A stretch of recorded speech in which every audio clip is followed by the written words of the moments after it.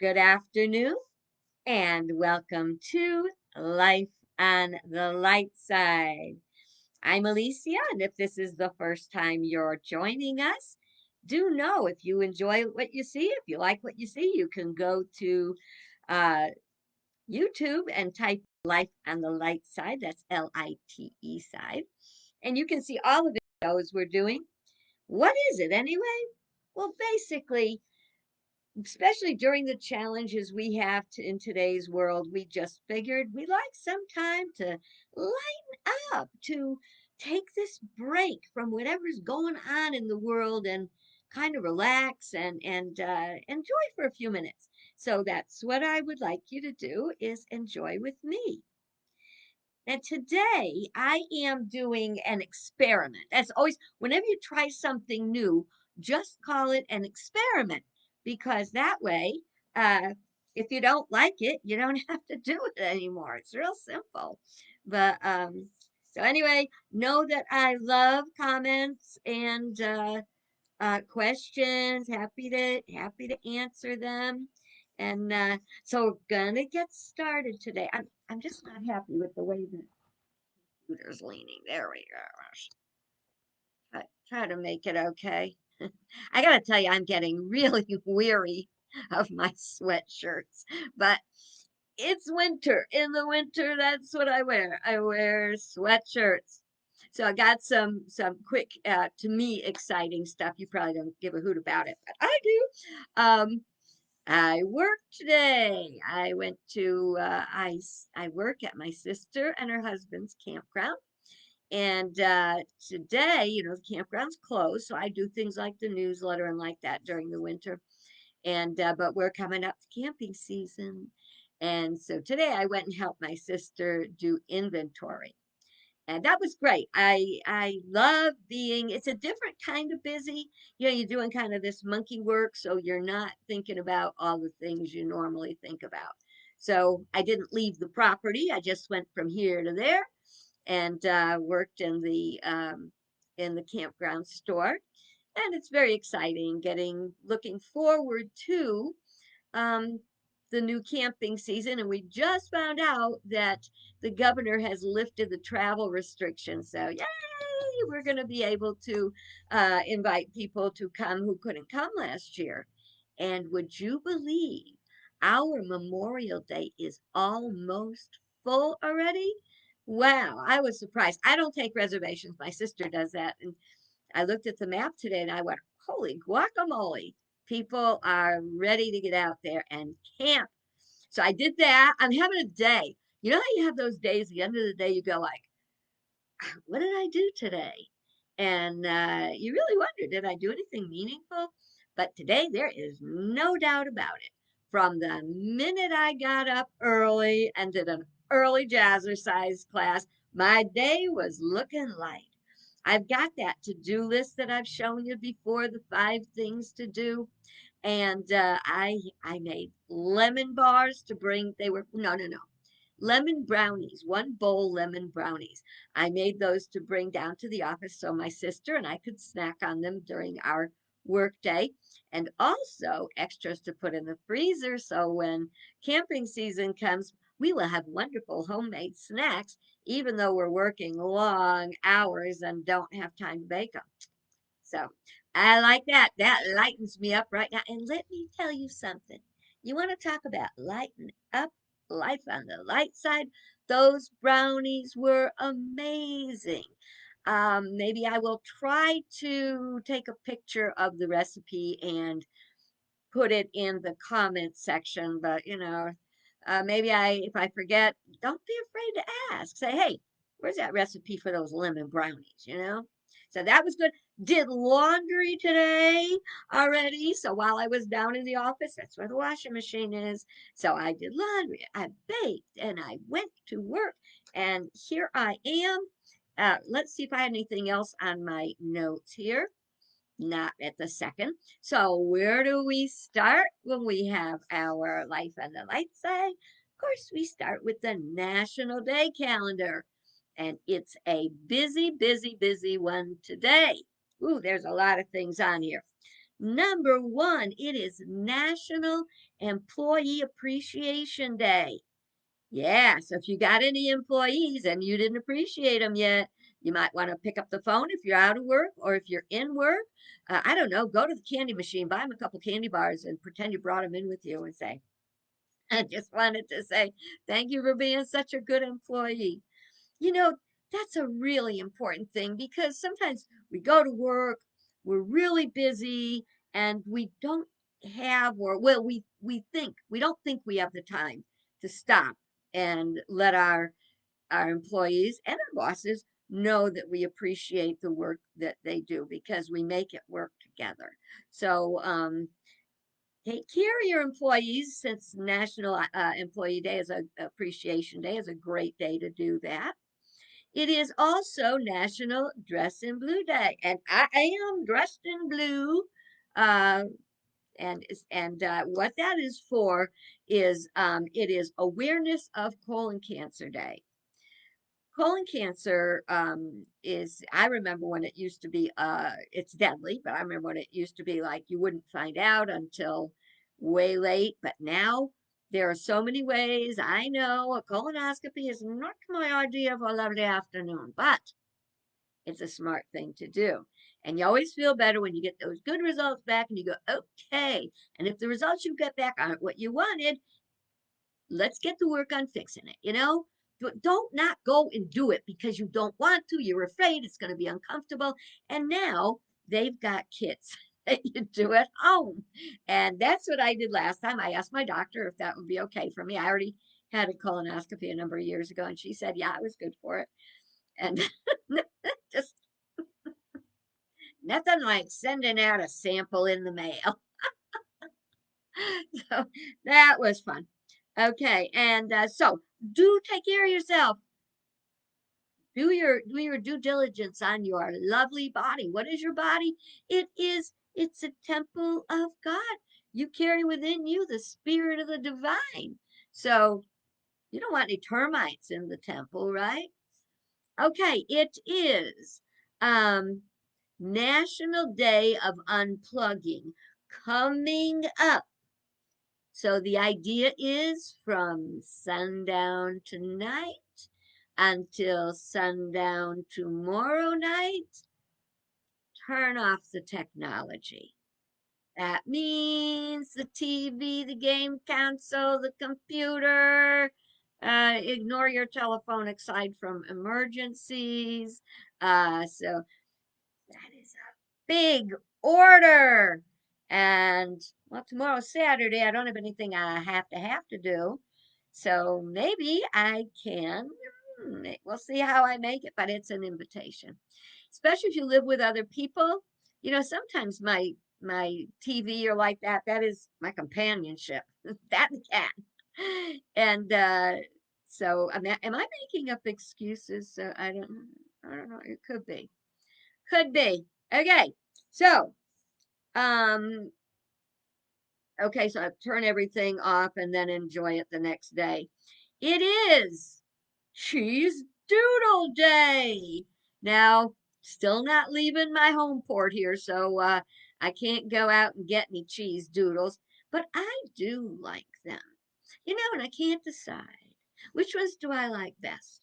Do I like the crunchy baked ones or the crispy puffed ones?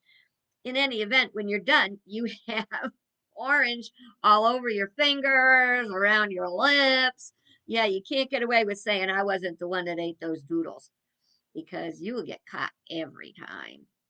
But they are kind of good, and I don't know which ones I like best. But as to celebrate this day, if you get some on your way home, if you're out at work and you're on your way home, pick up some doodles. If you got them there, great, whatever. Enjoy your cheese doodles. And let's see. You can also, you can use them in recipes. You can crumble them on top of stuff or bread fish with it or something like that. Now, here's a day I have absolutely no interest in at all. It is National Absinthe Day. Now, that is a liquor. And it's not that I don't drink, it's just absinthe doesn't do it for me. Kind of bitterish. Um, And then when you read about how they make it, you see, because it's made from infusing wormwood, fennel, anise, and herbs into alcohol via distillation. It used to be prescribed as a medical answer to many things. One of the things you have to be very careful with if you decide to celebrate National Absinthe Day. It's extremely high powered. It is like very, very high alcohol content. So watch yourself if you decide to try that today. Always drink responsibly. And then we have also Multiple Personality Day, and it's for awareness of the condition of multiple personality disorder. Just because we don't understand something doesn't mean that we should judge a person that has that experience. If we even think about in our way simpler, way simpler lives of not having to deal with that, we can see that we tend to have different personalities. Joyce Meyer always makes the joke about, she'll be home and she would be, this is years ago when her kids were smaller, she'd be yelling at the kids and being grumpy and having a lousy day, and the kids will be spilling milk and she's trying to clean everything up, and then the doorbell rings and she goes to the door ready to give whoever's behind it whatever. She opens the door and it's her minister. Well, Pastor, how nice of you to visit. Oh, come on in. Now that's a quick personality change, but you know what it shows? It shows we do have control over our personality. But we also have to understand that people with multiple personality disorder don't. So don't make fun, don't judge, be understanding and compassionate. All righty, and it is also this one I'm kind of like, I can see it's really important, but I still have my issues. It is National Speech and Debate Education Day. Um, I'm not big on debating. Uh, I'm big on sharing my opinion, but there's a great educational value. This is about Speech and Debate Educational Day, and if you want more information about it, I would invite you to take a look. As a matter of fact, I saved some information to share with you. Give me a second, because there was something really important here I wanted to share. So, says the first Friday in March is National Speech and Debate Education Day to prepare students to do more than speaking publicly. Through the support of coaches and teachers, students learn the skills vital to success in future careers and everyday decision making. The ability to conduct through research and construct intelligent arguments and receive constructive criticism produces assured citizens that are able to collaborate and communicate their ideas in effective, even eloquent ways. Okay, so I'm just going to skip back to you. Uh-oh, where are you? You're over here. Okay, so see at the debating part of kind of but when we look at what you need to do in order to be able to debate, you need to know what you're talking about. You need to know your subject from both positions. See, that's why we're in so much trouble today in our country. There's not a whole lot of critical thinking and common sense. And there's an inability to express and make decisions on a very wide range. It's like a lot of people get all their news from Facebook and or one news station, and that's wackadoodle. So I must stand for the National Speech and Debate Day because I encourage people to be able to develop a rounded understanding of opinion versus fact versus research. So I celebrate that. Okay. So that is our National Day calendar, and that kept us busy for a while. So today we are expecting experimenting with something new. I've talked to different people, and they like a lot of my stories and the things I talk about. And I am coming up to 76 this year. I don't believe it. I don't believe it. I don't know how that happened, but even when I look at myself as I'm doing the videos, I go, oh, we could use a little fix up here. But it is what it is. I am that I am. But what I had said I was going to experiment with on Fridays is my treasure chest. I have got a very heavy box of stuff that I have had for 70 plus, well, years. Yeah, because I got stuff in there from when I was a baby. Um, so I just figured I would pick some random things each week to share with you uh, about my treasures and why they're my treasures, and to see if it stimulates in you what your treasures are.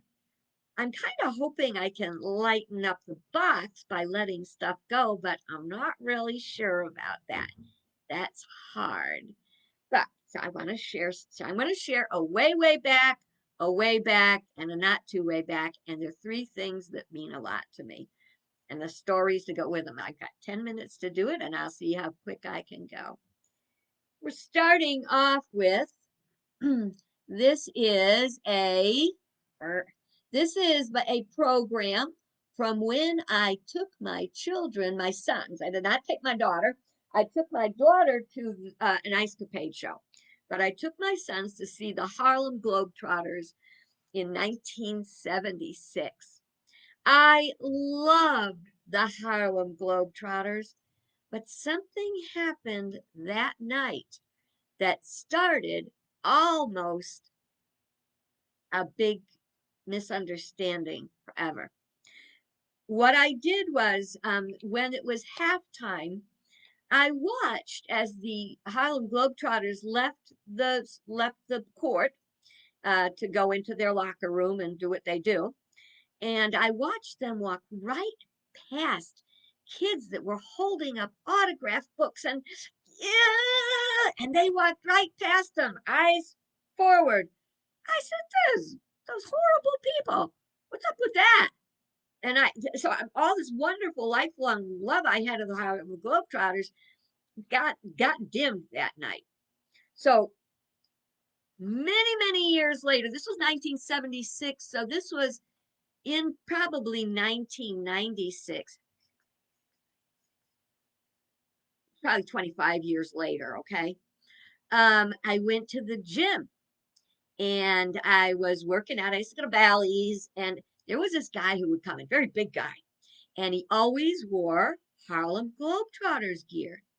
And I thought he's either a big fan or something. So after watching him for day after day after day for a few months, one day he happened to be sitting at the knee squisher, that machine where you squish your knees together. Yeah, he was doing that, so he came down a lot closer to my height. And I was walking from one machine to another, and I said, I'm really curious if you forgive me. Um, are you just a big Harlem Globetrotter fan, or is it more than that? And he said, oh, I used to be their manager. And his name was, and I forgive me, I cannot remember the last name, but his name, his first name, or what they called him was Sweet Lou. And I told him the story. I said, I got to tell you about an experience I had with the Globetrotters back when I took my kids to see there many years ago. And he said to me, well, what you didn't see maybe is that after the show, after the games, we stayed there as long until every last kid got their autograph and left. When we go to take our break between the halves, we just need to really, get chilled out and get ready, and we really need that intermission, and that's where our focus is. But after the game is over, we focus on the kids. That changed me right back. So, Sweet Lou, I forgot what your last name is, but thank you for fixing that up for me. Okay, so that was my treasure number one, and I just can't get rid of that, you know. Um, then this is treasure number two, and these are things that I wove once. It was in February, in fact. Well, it was not, took me weeks to do this, so it wasn't just like all February. They had a weaving course offered in New London or Norwich, and I decided I would love to take a weaving course because if I took a weaving course, I could weave a tapestry one day. Oh, surely you jest. That's what I thought. I was a belly dancer, and in belly dancing, there's always tapestries around. And I thought, oh, I would love to weave a tapestry. So I asked my sister. So this is number one. I asked my sister if she would like to go with me. That's another thing that I wove. That's a biggie. Yeah. And so I said to Valerie, would you like to go with me to a weaving class? And she said, oh, yeah. This was my very first thing that I wove. You got, I was impressed. Oh, I will tell you that I was quite impressed. But I did learn that I was never going to get to tapestry quality. So I kind of did my piece. And you know what? As I touch these and I look at them and I remember making them and the joy I had, you know what? Just touching this, I have all the joy I felt when I did it. I'm so lightened up right now. I'm surprised I'm not floating off my chair, my couch. So I think that this is probably not going to be one of the things that's going to leave my treasure chest. Don't know, but I don't think so. So that is my weaving, but that's not the end of the story. The story goes on because my sister really liked weaving. I mean, she really, really liked weaving. She wound up with this great big loom in her dining room. Well, it wasn't a dining room anymore. It was her weaving room. And then a little while later, she opened up a knitting and weaving shop. And she had that shop for golly, 25 years or something. And it's already been 20 something years since it's uh, closed because she got to that point where she wanted a little bit more freedom in life and having a little tiny shop. But the shop was known. I mean, the shop was known like in the tri-state area. People would come and she would have these famous weavers come in and not knitters. It got to be very knitting, mostly knitting, crewel work, handle needlework, stuff like that. And they would come, like a guy from England would come, and he would do show people about how to do these different techniques and the different yarns and what kinds of yarns you need. And people would come from all over to little tiny Moodus, Connecticut to go to this little tiny shop where they would indulge themselves in their knitting and weaving needlework. And that, to think that all started from me seeing a weaving class and thinking, oh, I would love to do that. But my sister not only loved it more, but it significantly better. If you haven't heard my sweater story, when she had the knitting shop, I would go in and I'd get different things. And I had this sweater that I used to make called the death sweater. And if I was dating a guy, I would make him its Portuguese fisherman sweater. And next thing you know, they're gone. That'll kill a relationship. Don't ever make a guy a sweater when you're dating. But I would do it. But then one day I decided to make this other sweater, and I got about 2 inches, 3 inches done on it and put it away for like 3, 4 years. And then I went on a long trip with them in their RV, and I said, "Oh, I'm gonna bring this sweater. I'll finish the sweater." So I got in there, and I'm knitting away, and all of a sudden I realize I don't really like doing this. I don't like it. And so I gave my sister everything back, and I said, "Would you please take this? If you want to finish the sweater, finish the sweater. If you want to give it away, throw it away, whatever. And promise me you will never sell me any yarn or needles or anything again." Because I don't know, I wanted to do it in my head, but I didn't really want to do it. So that was the end of that. But it was that was my entrance and exit to the knitting and weaving realm. Okay, so that was that story. And one more story. This is from just 2 years ago. Could be three already. But that is from March for Our Lives. And that is the first time that I ever did any kind of public rally or anything like that. Um, and I will have to tell you, I was very nervous that day, because this was after a major shooting. Oh God, was Parkland? Yeah, it was, because I think that was in March. So that was after the Parkland shooting, and it was about gun violence. And I helped out with the planning committee, and we were told that there would be protesters. So we would be doing just this wonderful rally, and then we were going to have these protesters. And there were some scary stories going around about what was going to happen, that they were threatening about being open carry. My hair's just having a day. Um, that they were some people were talking about driving right through the cars, and I was a little nervous, and to the point that I actually told my kids and everything, um, I'm doing what I gotta do. And it might not seem like anything to you, but for me, that was a huge deal to go to a demonstration or a rally or what, I don't know, whatever you want to call it. Because when the March for Our Lives was happening, there was lots of uh, protesters, because we were saying, and this is, I gotta be real clear about this. I've said it over and over, but people don't get it. Because I think we should have responsible gun ownership, and that weapons of war should be kept in the military and not on the streets.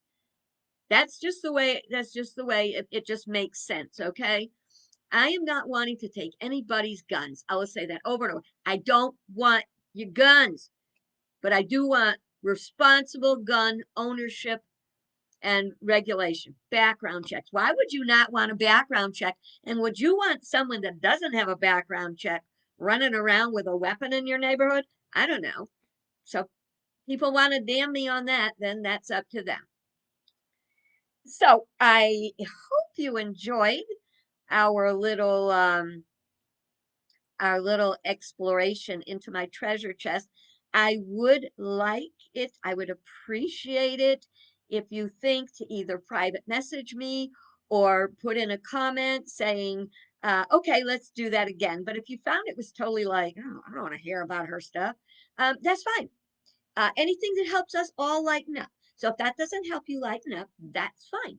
I'm also inviting you to share your treasures. You can post pictures of your treasures. I can share with everyone else what they were, so good stuff. And that means we're done for today. I hope you have a wonderful. Okay, someone says here, I think they do background checks. Maybe in Connecticut, but not everywhere. I don't think they background checks are done everywhere. And I used to live in I gotta tell you this. I just heard it. Just before I clicked the go live. I was watching this little video thing about they have these travel-ish kind of videos, and there was this video about 10 places never to move to in Virginia. And the number one place that's that's dangerous and it's high crime and all kinds of stuff was Newport News, Virginia. That's where I lived, was in Newport News, Virginia. I had a church there for like 7 years. Um, and I don't know if it's gotten worse or what, but the things they talked about, I was like, wow, Newport News, I live there.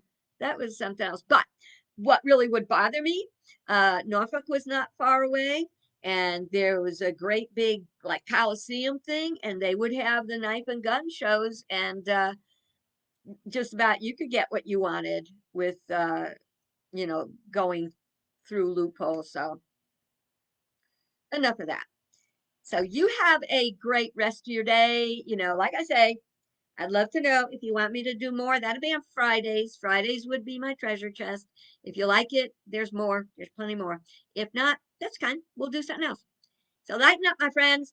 Have a bright, beautiful, better than average day. And it's the weekend, so you're not going to see me until Monday. Good Lord willing, into church. Oh, you know what? You're not going to see me on Monday because I volunteer for my church association, my denomination, on the licensing and ordination and like that. So I will be doing that Monday for sure. I think my other days, I do it Tuesday, Wednesday, but I think those hours won't interfere with doing Life on the Light side. So be blessed and have a great day.